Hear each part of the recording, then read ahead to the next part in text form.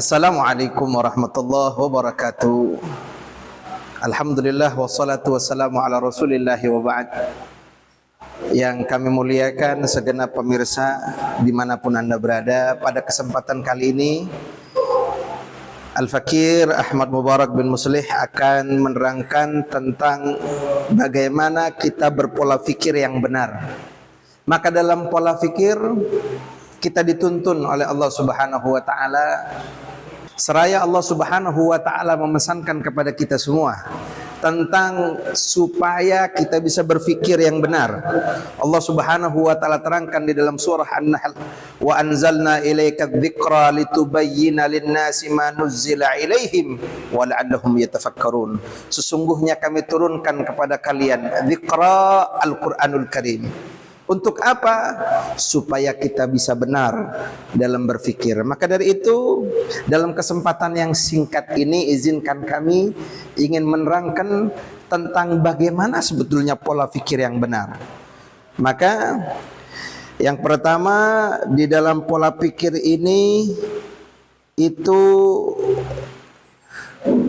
yang kita lihat adalah patuh.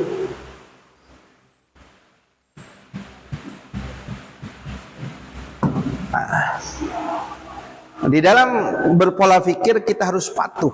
Patuh kepada siapa? Tentu patuh kepada Allah Subhanahu wa taala, patuh kepada Rasul sallallahu alaihi wasallam.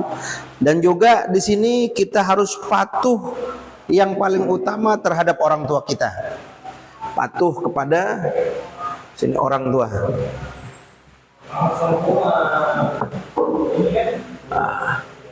Patuh kepada orang tua kita. Kemudian patuh kepada guru. Setelah itu Allah dan Rasulnya.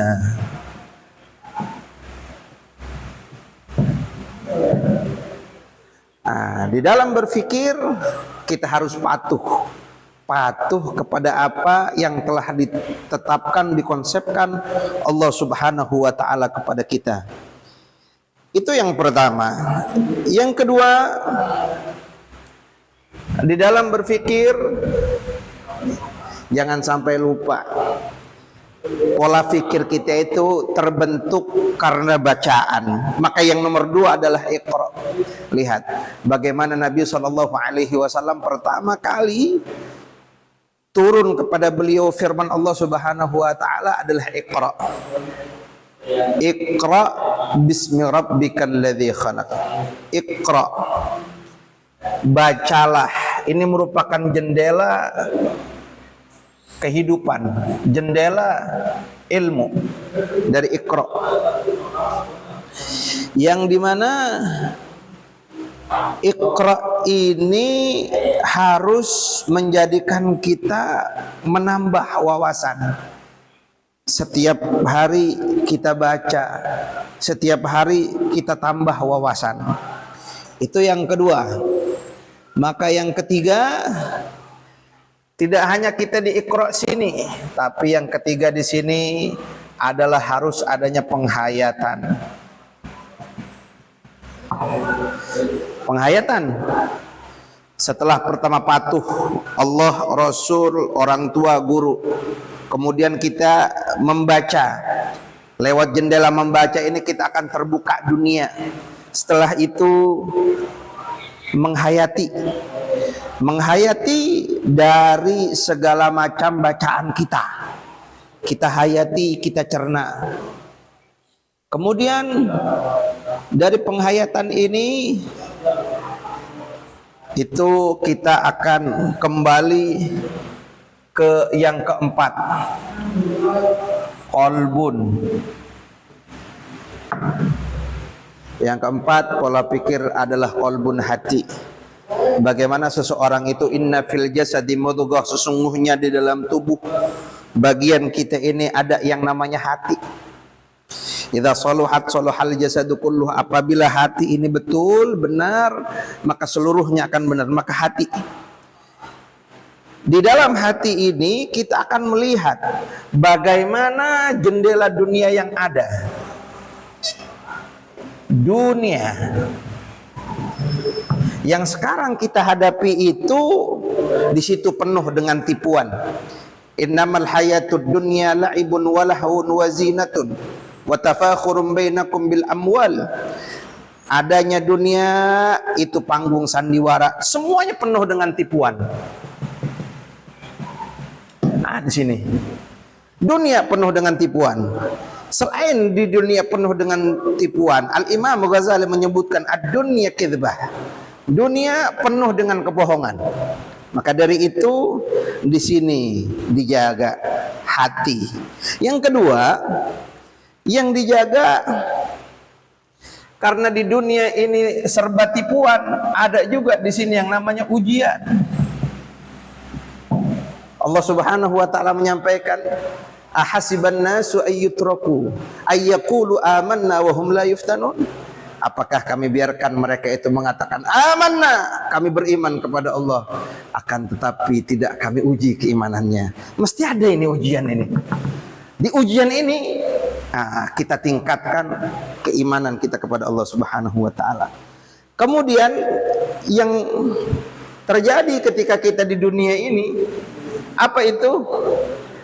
Adalah senda gurau, bercanda. Makanya guru kami Profesor Dr. Abu Said Muhammad bin Ali Al-Malik menyampaikan, ad-dunya al-jannah mahi balash wa dunya mahi mizah. Surga kagak gratis dan dunia bukan tempat bercanda. Maka dari itu sendah gurau di dunia ini harus kita selamat. Pikiran yang keempat, qalbun. Fikir yang kelima, setelah kita di qalbun, kita akan mengalami yang namanya muhasabah. Muhasabah. Hasibu anfusakum qabla an tuhasabu. Hitung-hitunglah dirimu sebelum engkau akan diperhitungkan Allah Subhanahu wa taala. Pola pikiran kelima, bagaimana kita bermuhasabah, bagaimana kita melihat diri kita. Jangan sampai kita pandai untuk menilai orang tapi tidak pandai menilai diri kita. Sebelum kita berpikir panjang, kita pikirkan dulu.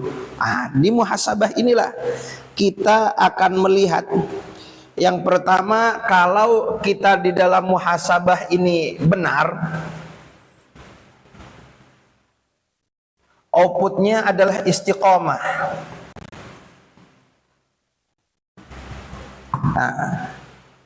Dalam muhasabah benar istiqomah. Apa itu istiqomah? Istiqomah itu Allah Subhanahu wa taala menerangkan, alladzina qalu rabbuna Allah thumma istaqamu tatanazzalu alaihimul malaikatu alla takhafu wa la tahzanu wa abshiru bil jannati allati kuntum tu'adun. Sesungguhnya mereka yang mengatakan Rabbunallah, Tuhan kami Allah. Kemudian thumma istaqamu, kemudian mereka beristiqamah, continue, konsisten, terus-menerus berkesinambungan. Ini dia. Kalau apa yang kita jalani sudah benar, ucapan kita sudah benar, tingkah laku perbuatan kita sudah benar, maka disinilah kita harus beristiqomah.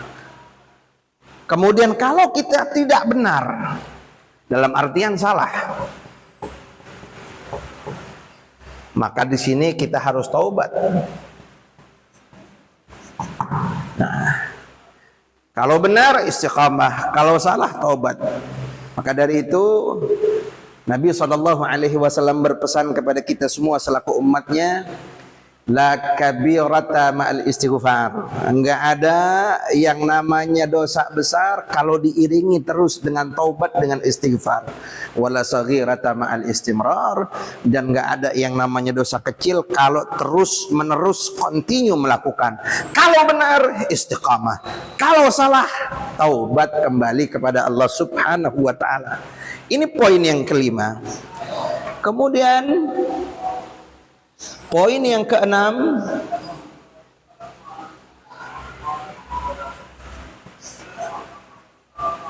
hayati.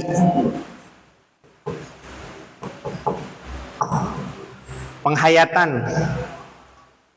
Bagaimana kita menghayati apa yang telah kita lalui dari patuh kepada Allah, Rasul, orang tua, guru. Iqra, kemudian kita membaca. Kemudian di sini apa namanya, ada hati, ada muhasabah. Di sini penghayatan. Bagaimana kita menghayati.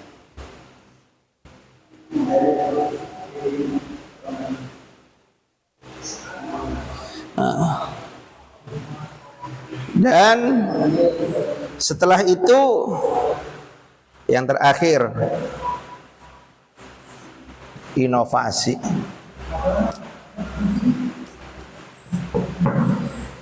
Terakhir, inovasi, bagaimana kita berinisiatif, bagaimana kita berinovasi dalam setiap hal yang kita lakukan dalam sehari-hari.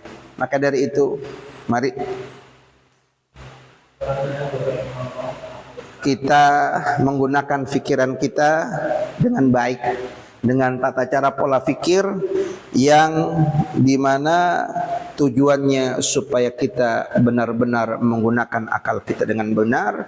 Demikianlah penjelasan kami, kurang lebih mohon maaf. Assalamualaikum warahmatullahi wabarakatuh.